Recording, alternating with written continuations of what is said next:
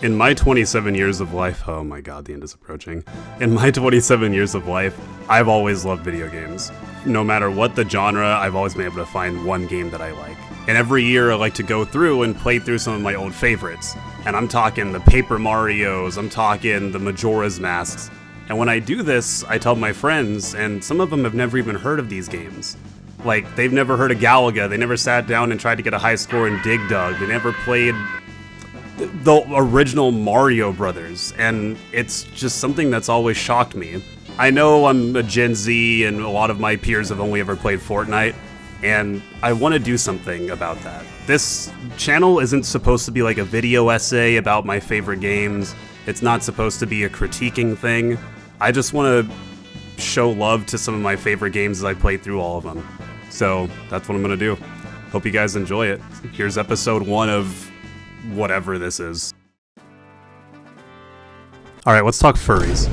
Star Fox 64 is one of those games where if you read the storyboard or like the synopsis of the game without actually playing it, you'd be like, who the f came up with this nonsense? But when you actually sit down and play the game, it's such a transformative experience. Star Fox at its core is a rail shooter, which is the type of game where your character is pretty much fixed to a rail, and it goes at a speed that the game is already determined you'll go at. You don't really get to break from that.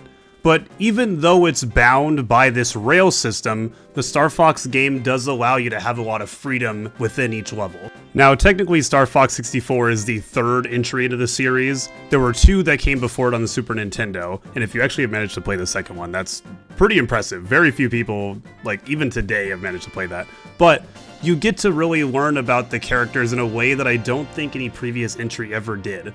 Yeah, they added new ones like Cat and Bill, but the core 4, you really get to feel their interactions with each other. You get to learn really who Slippy is, who Falco is, and who Peppy is. Through some pretty solid voice acting for a 90s video game, you're able to pretty clearly articulate that someone like Slippy, he's a genius engineer and inventor for your team, but he's also a complete goofball, and if he didn't have the other members on the team with him, he'd probably be dead on a desert planet or something.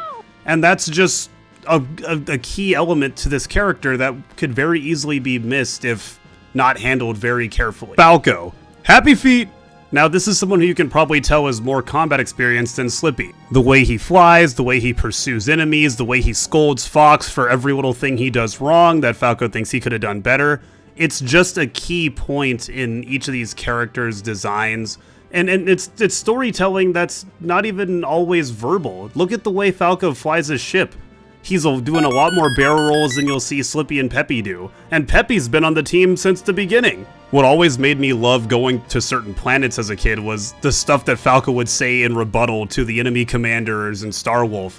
He talked the maddest shit immediately. He's like Kendrick. He'd be saying, "Are you gonna listen to that, monkey?" And these guys just keep coming. And then we have Peppy Hare. You can tell that he's been on the team for quite a while too, and that actually happens to be the truth. He used to fly with Fox's dad, and now he's playing more of a mentor role for Fox as they traverse the Lylat system. And I haven't even gotten to the bosses yet. This game is a great job of characterizing the bosses. I feel attached to each boss.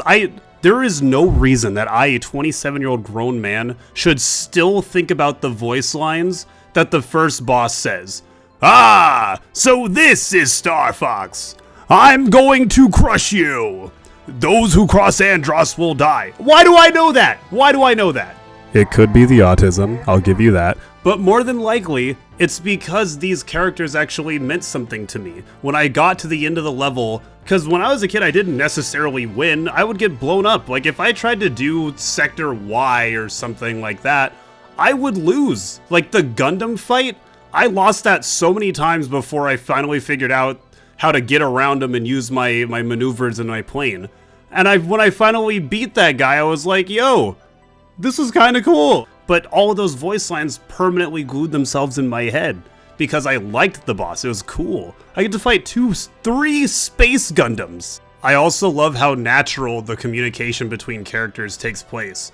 The entire format for speech in this whole game is through like a comm system. Just intercoms between pilots. You get to hear the little inner workings of the commanders, like on Area 6, you get to hear the commanders losing their shit. That 4 ragtag, just mercenary pilots are dismantling their entire armada. They're like, did we get them? They broke it through the first line, sir. Like, they're freaking out because you're just blasting through presumably billions of dollars of Liladian money on all this government and defense spending, you know? And this is just a Tuesday for Team Star Fox. I love that. And you don't even have to be told that. Just from the way they're speaking, you can take that in. And that's something that I always loved as a kid. And that's why I like to go through and play these games over and over every year. On the topic of being able to play this game as a kid, I always loved the fact that this is a super easy game to pick up.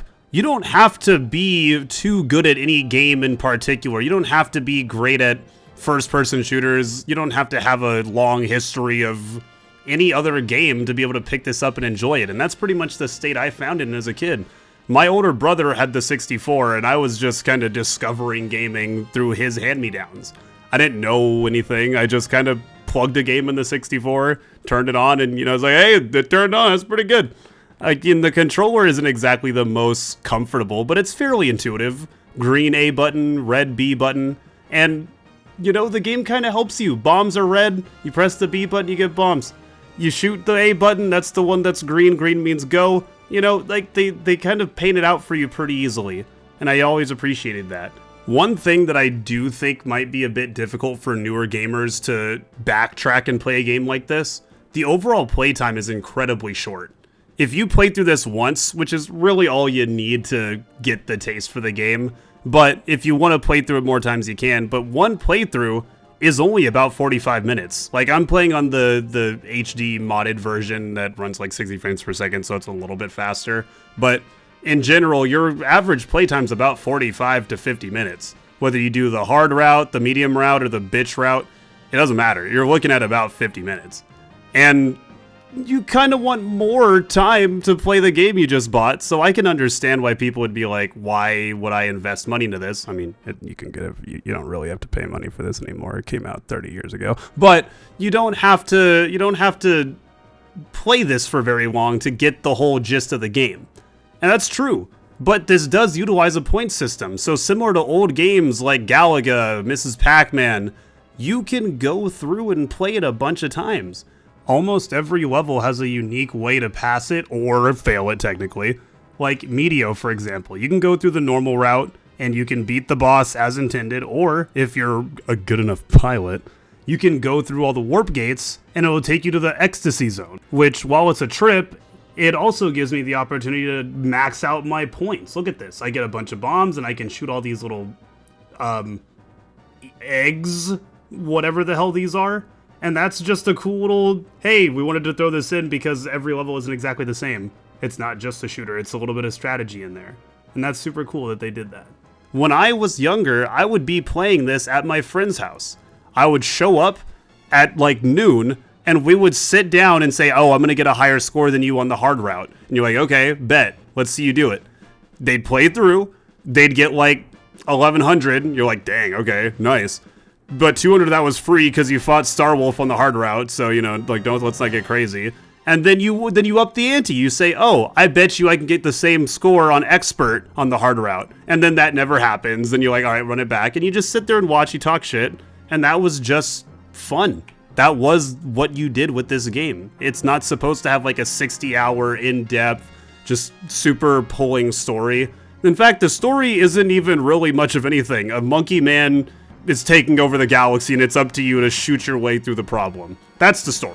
Really, that's the story. But the fun of it is just playing it over and over with your friends, seeing who can get the better score. Or if you don't have any friends, which, you know, it happens, you can get your own. You can fight yourself. Let me see if I can beat my score that I did 2 days ago, a month ago. I'm not going to sit here and pretend that this is the best game ever, because it's not. There's way better games out there, but for something as simple as a rail shooter, Nintendo did a damn good job turning it into something that I love. Characters that are unforgettable, voice lines that played through my head on repeat, and a franchise that I wish got some more love. I would love to see another Star Fox. I don't want to see a repeat of this, and I definitely don't want to see Star Fox Adventure. Do not do that again. But I want to see another game that's like 64. Call it Star Fox for the Switch 2, whatever, I don't care. But, you know, let's put together another game that lets me relive this experience. Show me Falco, show me Peppy, show me Slippy, talking their shit, doing their thing, going against another Lilat system enemy, some other scientist that, I guess, I don't know, Andros inspired, whatever. But it's a franchise that I think should have a little bit more love that just doesn't get it. And that's the whole point of this video series. Congratulations! You made it to the end of the video where I go off script and just kind of speak my mind. Thanks so much for making it this far and watching this video. I really am trying to just use this channel to kind of just get out some of my opinions on some of my favorite games. So usually they fall on deaf ears because just most people didn't grow up the same way I did, which is fine. But I'm hoping with this channel I can reach those weird corners of YouTube that has people that, you know, like the same kind of games that I grew up with. But if I don't, that's cool too. I'd appreciate it if you liked and subscribed so that it can grow and I can hopefully reach those people. And comment, let me know what kind of games you'd want to see me do one of these style videos on. I was thinking Harvest Moon, Friends of Middletown is my favorite, but I was thinking Harvest Moon for the next one, or maybe we do Majora's Mask, just rip that band-aid off. It's my favorite Zelda game, so I'm sure there's a lot of people out there that agree. You'd be crazy if you don't. Also, if you do like watching the just raw gameplay and me talking over it, like I guess more of a stream VOD style, I do that on this channel also. I posted all my Star Fox footage in one video if you just like to... When I work, I like to just listen to people play games because I guess I'm a viewer at heart. But yeah, so if you like that kind of thing, that'll also upload like right after this video uploads, so be on the lookout for that. I'll probably put the link in the description. But yeah, thanks so much for watching, and I'll see you guys in the next one. Bye.